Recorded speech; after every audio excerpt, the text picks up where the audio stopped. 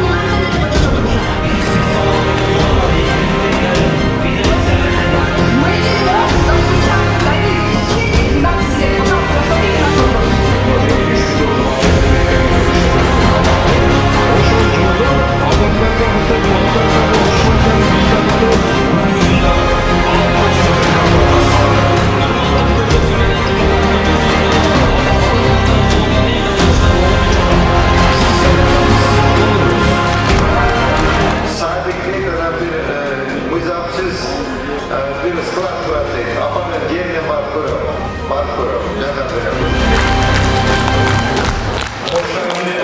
Тоқтарбаев жеңгендер матчты сүреміз. Саламатсыздар ба, құрметті Ош шаарының тұрғындары. Шаарда мынакей мен түріп қыдырып көрдім. Ертең менен мынакей әрбір мақтың жетекшілерімен чоғу, аппарат менен түйіштүү жетекшілерімен чоғу көчелерді көріп, әрбір көче, проспект, көче, переулок, тупиктерін повсюду и везде буду ходить, везде буду проверять. Кем қызыл сызыққа шығып, кем мыйзамды нарушать етіп, елдің ақысына шығып жарандарды барып қайтарамыз. Независимо, частный собственность болса, жеке меншік болса, компенсация төлеп береміз. Қалғандағы жолдарын қараймыз и артқа қайтарамыз. Құрметті президентіміз маған тапсырма қойды. Егер жеке меншік болса, аларға ошол мэрия тарабынан компенсация төлөнүп берилсин. Либо ошого равносильный квартира берилсин деп мага тапшырма койду. Мына шаарда өзүңүздөр көрдүңүздөр, заправкалар, чоң-чоң кафе ресторандар баардыгы бузулуп, кайтып калыбына келтирип атат. То есть бул элдин акысына чыгып алган, красный линия чыгып алган мындай прокурорлар тарайып кеткен. Мына сіздер өзіңіздер көрдің, осы жерде жашап тұрады екенсіңер, абдан мына жердегі магазиндер, дүкендер барлығы красный линия тұрады. Бұлардағы кеше бір ақсақалдар барған екен, пока bir 2 ayға рұқсат бердік, құда қаласа келешек рынокты базар көшіргеннен кейін бұларда көшеді. Бирок мен сіздерге айтайын деген нәрсе, құрметті шаар тұрғындары, Ош шаарында 70% бизнес көмүскө деген. Бұл оны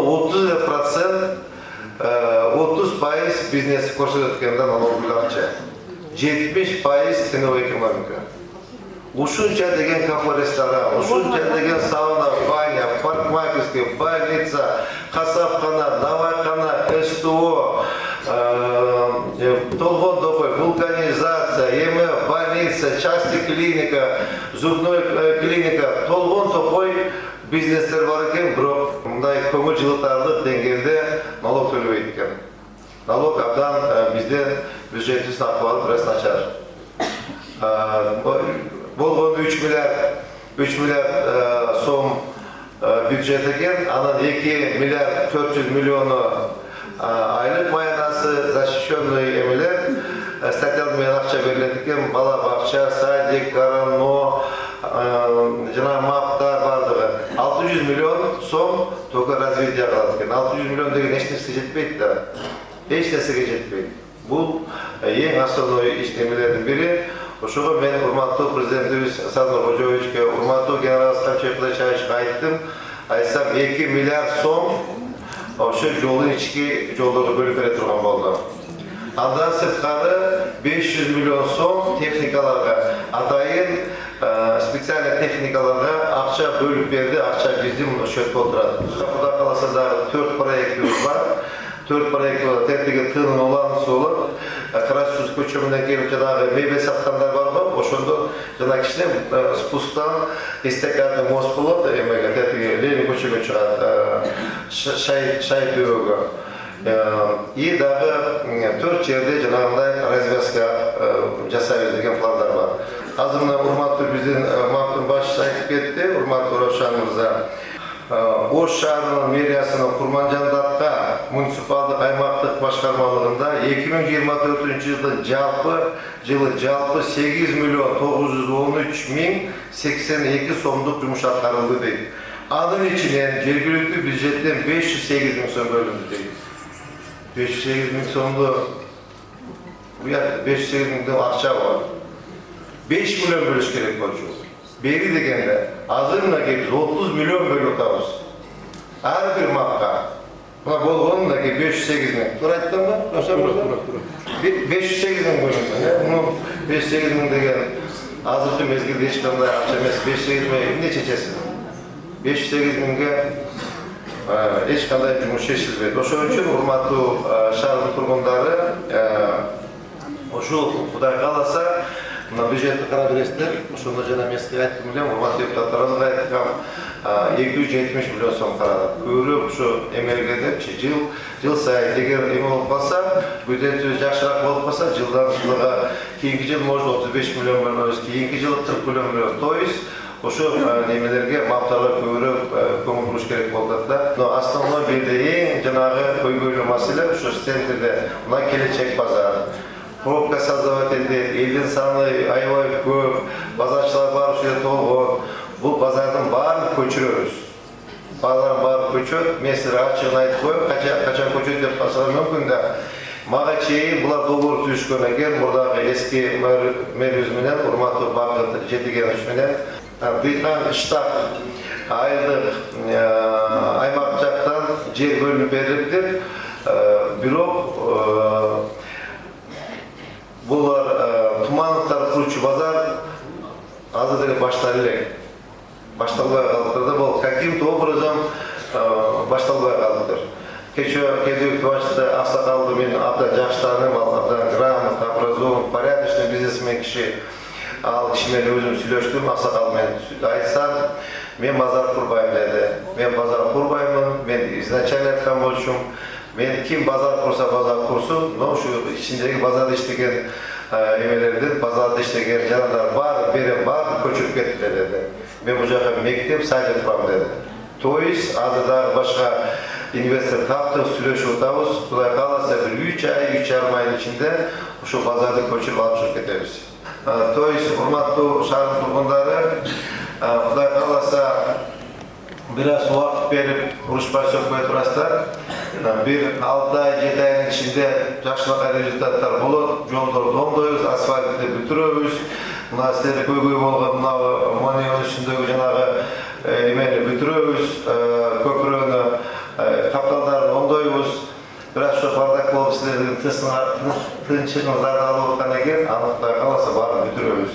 То есть колдон келишинче, урматтуу шаар тургундары, колдон келишинче мен сиздер үчүн Ош шаары үчүн иштеп берем.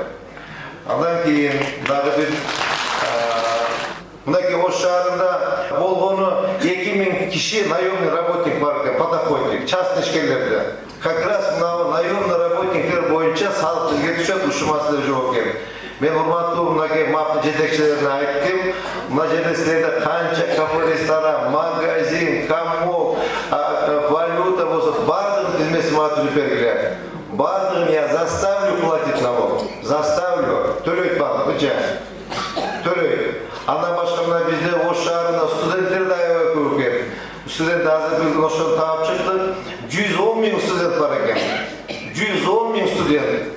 Буларга ар бир киши башына, булар бардыгы коммерческий ишканалар, буларчы бардыгы контракт алышат. Бери дегенде 30 миң, 35 миң, 40 миң, эң арзан эме контракт 30 миң, эң кымбаты $1000, $1,500 чейин, $5,000 чейин алышат, буларчы иностранецтерден. То есть ekan, oşonu berdik. 25 so'm har bir studentga. Birlikte jana biz eseplep çıktık. Eseplep çıksak yılına gete bir 30 ya yılına bir yılga 300 so'mdan alıp төлөш керек ekan Musurga har bir student. Alda төлөбөйт ekan. To'ys oşonu eseplep çıksak endi bir 36 milyon boldu. 36 milyon so'm bolot ekan. Al deri bize şaharımız üçün gerek. Ben küçük kullanıyorum. Bu degen azı bazı жерде studentler, parkta student, kafe restoranda student, arada kıracaklar var studentler. Toys men bularda emetip studentler төлөсүн prямо studentlerin alay degen jerim yok. Oşo жетекчи üniversitetlerden, oş, допустим, государственный университет, институт var. Üniversitetler, oşo rukovodствомuz alışımız gerek. Oşo төлөгөн kontragынан bizim bizge kerekli aşağıda bizim çöpte fotoğraf koysun. Oşoda master abdan koyuyor, sıraya masterlerçe. Көп bizim yerlerde bundayla munisipalni yerler satılıp ketiptir. Көп munisipalni yerler bunday bekerle berip, bez arenda berilgen yerler var eken. Toyçuların bari taktap çıktı. Bari taktap, urmatlı şahadatta bilgen, көргөн yerlerin bolsa mağa aytıplar. Men eşigim sizler üçün açık varım, sizlerмен çoğu жасайбыз. Мына мен депутаттарға да айттым, урматтуу депутаттар, ошондо көргөн, билген, жанагындай сакырды айтып атканда, биздин уурдап алганда, көп жанагы мамлекеттин завод, фабрикаларын, садиктерин, мектептерин приватизация кылгандан баарын кайта мамлекетке кайтарабыз. Мына бизде Жалал-Абадта канча деген завод, фабрика, мектеп, садиктерди приватизация кылган баарын мамлекетке кайтарып беришти. Toys boş şartında oşunda kılışımız gerek. Kaça degen 39 saydık verip veriptir. 39 saydık приватизация olup veriptir. Toys продали. Детям некуда ходить saydık. Saydık yok. Bir saydık varsa 120 orunlu saydık olsa 200, 300, 350 bala var orada. Mektepte de, geçen bir mektepte girip çıktım. Bir mektepte 1500 var.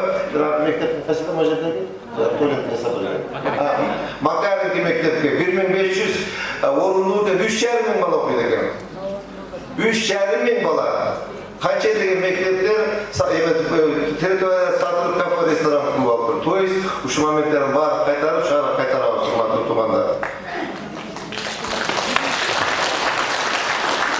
Kuday kalasa Jakamı hanım söyleyip kança işlemeyen bilmem, bro kança işlesem de o şahar üçün buna ki o şu jigit kelegen işlep beri de batım kala turan işlep beri.